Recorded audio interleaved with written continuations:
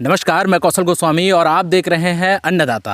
अन्नदाता के इस एपिसोड में हम आपको दिखाने वाले हैं, हमारे पीछे देख सकते हैं एक बहुत ही आधुनिक खेती आपको दिखाई दे रहा होगा। साथ ही साथ एक भाई साहब हमारे बैठे हैं साथ में, जो कि काफ़ी युवा हैं। पिछला एपिसोड अगर आपने देखा होगा तो उसमें भाई साहब के बारे में कंप्लीट डिटेल दिया गया है। फिर भी हम, अगर आप नए हैं तो हम आपको इनके बारे में इन्हीं की जुबानी इनका परिचय ले लेते हैं। भाई साहब, आप अपना नाम बताएंगे?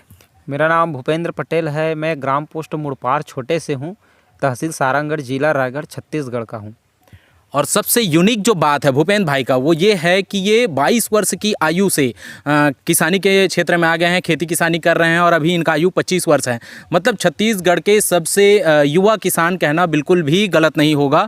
पिछला एपिसोड डेडिकेटेड इन पर इंटरव्यू लिया गया है कि इन्होंने इस फील्ड को क्यों चुना, क्या क्या इन्होंने पढ़ाई किया है, तमाम प्रकार का जिक्र उसमें है। आई बटन में कहीं आ रहा होगा, उस वीडियो का लिंक जा करके ज़रूर देखिए। वाटरमेलन खेती के बारे में भी, तरबूज की खेती के बारे में भी उसमें बताया गया है। तो फिलहाल आज के इस एपिसोड में हम आपको और आधुनिक से आधुनिकता की ओर ले जाएंगे और आपको दिखाएंगे एक अनोखा खेती ऐसा जो दो खेती को एक साथ कॉम्बिनेशन किया गया है इनके द्वारा, तरबूज और मिर्च की खेती को। तो ये कैसे किए, क्या क्या प्रक्रिया इन्होंने अपनाया, क्या चांसेज है फ़ायदा इनको होने का, क्योंकि ये भी इस खेती को पहली बार कर रहे हैं। तो हम इन्हीं के जुबानी जानते हैं, इनसे पूछते हैं कि सबसे शुरुआत से आप बताएंगे कि ये जो आप मिर्च और तरबूज को एक साथ जोड़ने का, कॉम्बाइन करने का क्या आपके मन में आया, क्या कारण था कि इन दोनों को आप कंबाइन किए?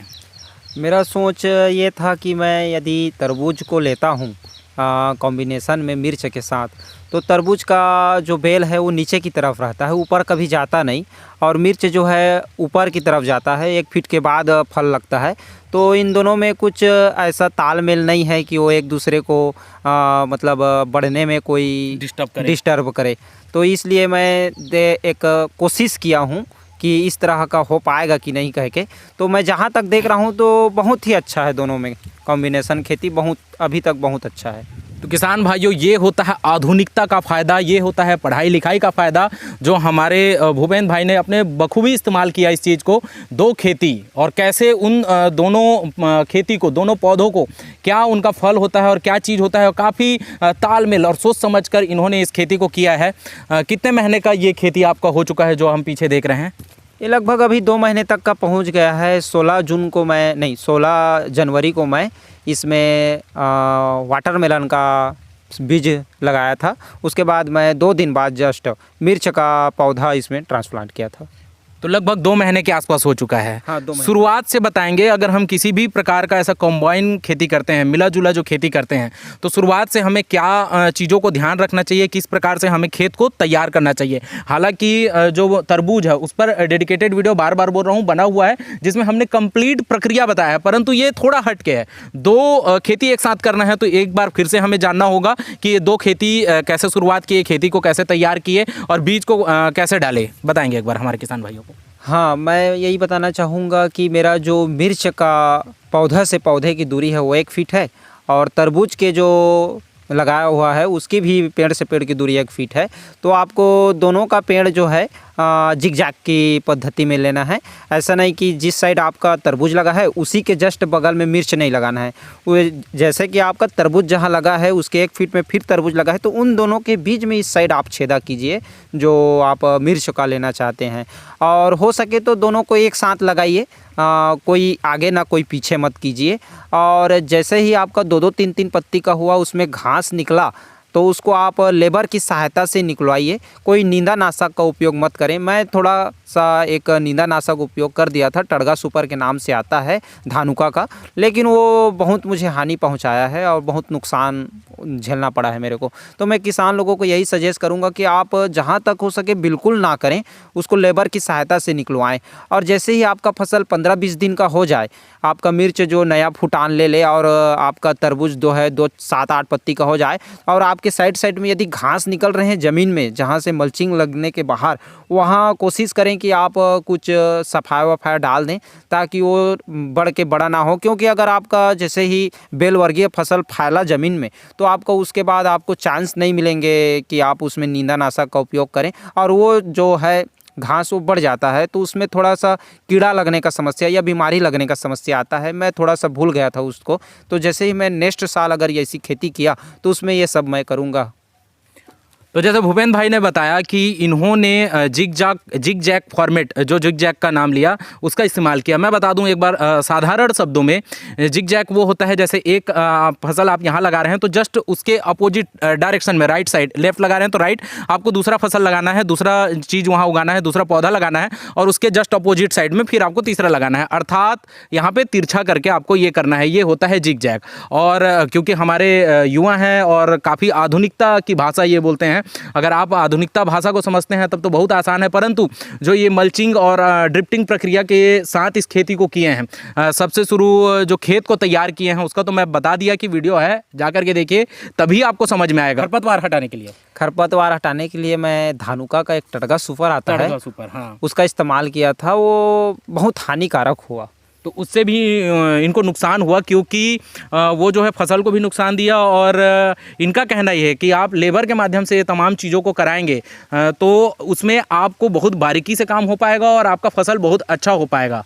आगे बताएंगे फिर उसके बाद 15-20 दिनों के बाद क्या हुआ आपके खेत के साथ, मतलब कीड़े मकोड़े या जो भी बीमारियाँ हुई उसके बारे में हमारे किसान भाइयों को बताएंगे। बीमारी तो ऐसे कुछ आया नहीं, लेकिन अपन पहले से बीमारी का सल्यूशन कर रहे थे, मतलब पहले आने से पहले ही दवा का छिड़काव किए हैं ड्रिप के माध्यम से।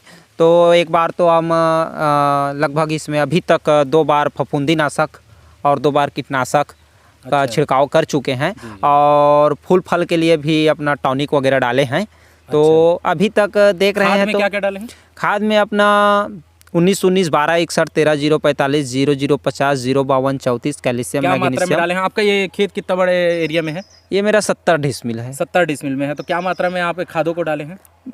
1 एकड़ में 1 kg के हिसाब से स्टार्टिंग में देना रहता है। कम से कम आपको 20 दिन तक तो 1 kg के हिसाब में देना है। जैसे आज डालते हैं तो 1-2 दिन गैप करके फिर डालिए। तो उन सभी का मिश्रण करके 1 kg करना है कि सबको 1-1 kg करना है? हाँ, सबको 1-1 kg करना है। एक बार लेकिन बताएंगे हमारे किसान भाइयों को क्या क्या। स्टार्टिंग में आप 19-19 और 12-61 ले सकते हैं। इसको कम से कम आप तब तक चलिए जब तक वो फ्लावरिंग स्टेज पे ना आ जाए, 2-2 दिन के अंतराल पे 1-1 kg।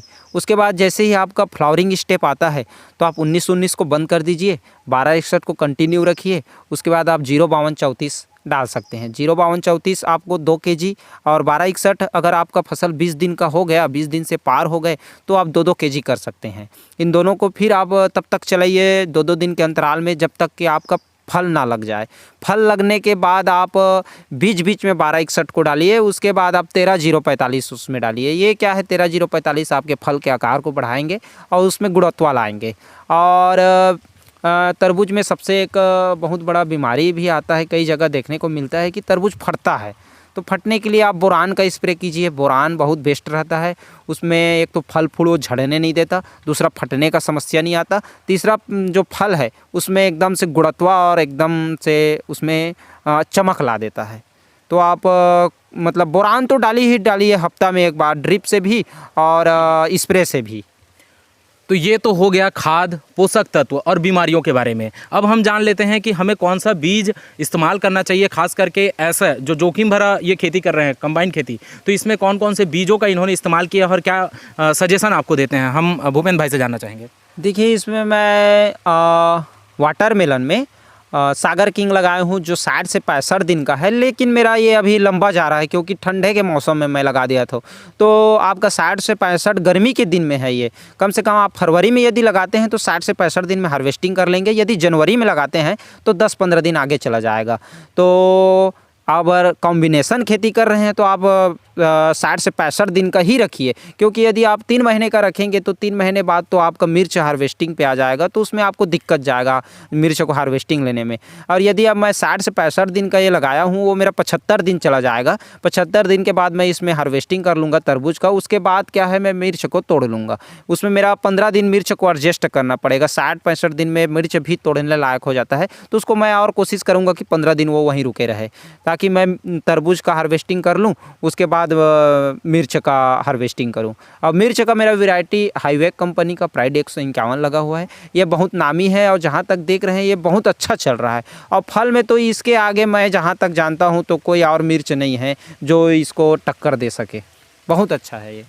अब जलवायु की बात करेंगे, जिसे हमें शुरू ही कर लेना चाहिए था। हालांकि हम तरबूज के जलवायु के बारे में पूरा जानकारी है हमें, आप भी जानते ही होंगे, लेकिन फिर भी एक बार मोटा मोटा मैं बता दूं कि जनवरी फरवरी माह बहुत उपयुक्त होता है। जैसे ही ठंड समाप्त होते रहता है, गर्मी का शुरुआत होना रहता है, तो तरबूज को वो जलवायु में लगाया जाता है। तापमान 25 या 30 डिग्री, ऐसा कुछ बताए थे आप, है ना? 25 से 35-40 25 से 35-40 के आसपास तापमान होना चाहिए। लेकिन एक कंबाइन खेती है, तो ये दोनों का तापमान और जलवायु जो ये देख करके सोच करके लगाए होंगे। जानना चाहेंगे क्या आपने अनुभव लगाया या अनुमान लगाया कि मिर्ची और तरबूज का जो जलवायु या मिट्टी, मृदा या खेत का क्षेत्र जो होना चाहिए, कैसे दोनों को आपने कंबाइन जमाया, बैठाया? वैसे तो तरबूज देखा जाए तो नादी में नदिया तरफ ज़्यादा लगता है, लेकिन अपना ये खेत में भी लगा सकते हैं। अगर आप टेक्नोलॉजी के अनुसार से लगाते हैं तो इसमें भी उत्पादन अच्छा आता है।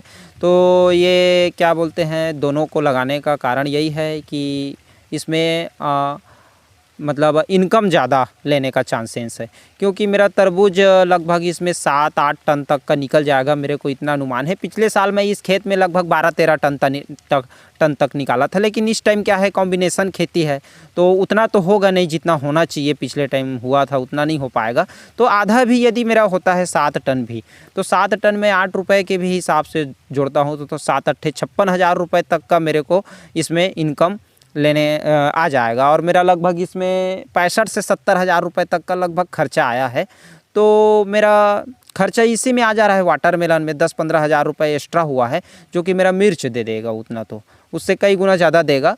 तो कॉम्बिनेशन लगाने का यही फ़ायदा है कि आपका जो सेकेंड क्रॉप है, जैसे मिर्च मेरा, वो उसका खर्चा भी तरबूज ही दे रहा है।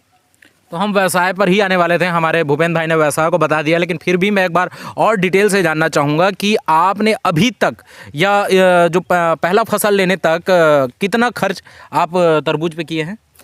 तरबूज पे इस अगर खेत की बात की जाए तो केवल और केवल बीज का ही खर्च लगा है, क्योंकि बाकी जो लगना है वो तो मेरा मिर्च के लिए मैं दिया हूँ। मल्चिंग मेरे मिर्च के लिए लगाया था, ड्रिप मैं अपने मल्च के लिए लगाया था, नहीं ड्रिप मैं अपने मिर्च के लिए लगाया था, और जो खाद वाद दे रहा हूँ वो भी अपने मिर्च के लिए दे रहा हूँ। तरबूज को उतना खाद की ज़रूरत नहीं रहता जितना मिर्च को रहता है। तो मैं 2 kg के मतलब 2 kg के वो मैं 1 kg और बढ़ा दे रहा हूँ, ताकि वो उसके लिए मतलब दोनों को पोषक मिलता रहे। हाँ, तो इसलिए मैं इसमें तो दोनों को अगर हम इंक्लूड कर दें तो लगभग कितना खर्च आपने इन्वेस्ट कर चुका है अभी तक? लगभग 70,000 के आसपास 70,000 आपने कर चुका है। हाँ। और तरबूज का जो आप उत्पाद लेंगे वो लगभग कितना, 7 से 8 टन के आसपास? हाँ, उतना तक आ जाएगा। 8 टन में कितना आप वैल्यू अगर पैसे में कन्वर्ट करें तो लगभग कितना आपको मिल जाएगा 8 टन में? मेरे को 8 रुपये के हिसाब में यदि हम एवरेज रेट लेते हैं, 8 रुपये केजी की बात हो रही है। 8 रुपये केजी अभी तरबूज का हमारे इस क्षेत्र में चल रहा है। 10 से 12 भी चल रहा होगा अलग अलग क्षेत्रों में, लेकिन हम 8 के हिसाब से कैलकुलेट करें तो 8 टन का लगभग 64,000 रुपये। 8 अट्ठे 64,000 सीधा सा हिसाब किताब है। जो आपने दोनों खेत के लिए यहाँ इन्वेस्ट किया है वो आप सिर्फ तरबूज से निकाल रहे हैं। हाँ, तरबूज से। मिर्च का कितना उत्पादन निकलेगा इसमें? मिर्च का अब देखिए, वो तो मतलब अब मौसम के ऊपर डिपेंड है। बोला जाता है कि टेम्परेचर में अच्छा से नहीं हो पाता, तो अपना एक बार कोशिश कर रहे हैं कितना होगा क्या होगा।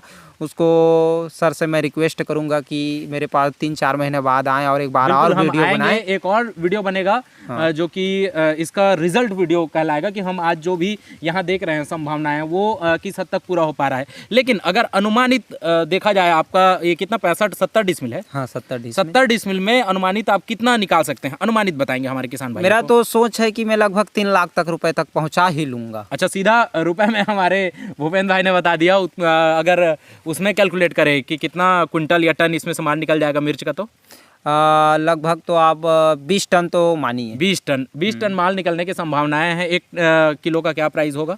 15-20 एवरेज लेते हैं। 15-20 लेंगे तो भाई साहब का ये अनुमान है कि 2.5-3 लाख रुपए वो शुद्ध प्रॉफिट इस खेती से निकालने वाले हैं, वो भी मात्र 65-70 डिसमिल के क्षेत्र में।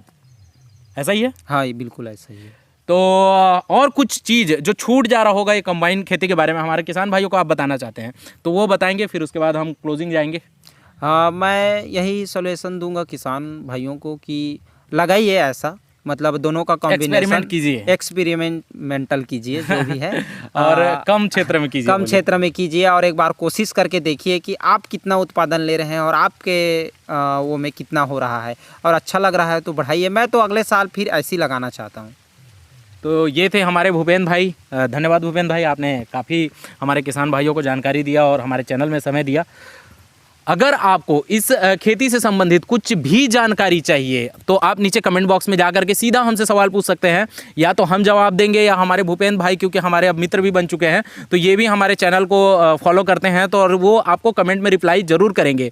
अगर आप हमारे चैनल में नए हैं, आपको आज का हमारा ये वीडियो पसंद आया और आप चाहते हैं कि लगातार इसी प्रकार के हम वीडियो बनाते रहें, तो नीचे एक लाल कलर का सब्सक्राइब बटन दिखाई दे रहा होगा। अगर आपने अभी तक सब्सक्राइब नहीं किया है तो उसे जाकर के दबा दीजिए, तब आप हमारे चैनल को सब्सक्राइब कर लेंगे, साथ ही साथ बेल और ऑल को प्रेस कर लेंगे। तो इसी प्रकार के खूबसूरत वीडियो जो हम किसान भाइयों के साथ मिल करके बैठ करके उनका अनुभव आपसे शेयर करते हैं, उन सभी का वीडियो नोटिफिकेशन के माध्यम से आपको मोबाइल में पहुँचता रहेगा। चलिए दोस्तों, आज के एपिसोड हम यही समाप्त करते हैं। जय हिंद, जय भारत, जय छत्तीसगढ़।